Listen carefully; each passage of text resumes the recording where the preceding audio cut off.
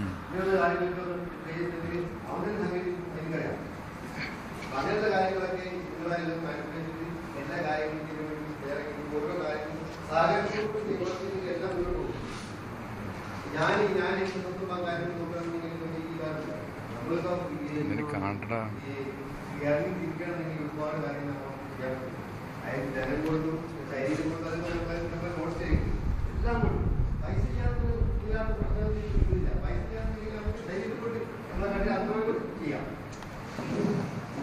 എല്ലാ ആൾക്കാർക്കും പൈസയുള്ള ആൾക്കാർക്ക് പൈസ ചിലവും ഈ യോഗം എന്നുണ്ടെങ്കിൽ ഒരുപാട് ഈ അടുത്ത കാലത്ത് മാത്രമാണ് ഞങ്ങൾ ഈ കമ്മിറ്റിക്ക് വേണ്ടി കമ്മിറ്റി പൈസ ഒരു നയാ പൈസ നമ്മളെ ഈ കമ്മിറ്റിക്ക് നമ്മൾ ഇൻവെസ്റ്റ് ചെയ്യണം. എല്ലാവരും കൂടി പോകാൻ ഇതിന്റെ വാടക പിന്നെ ഈ നാട്ടിലെ പിന്നെ ഈ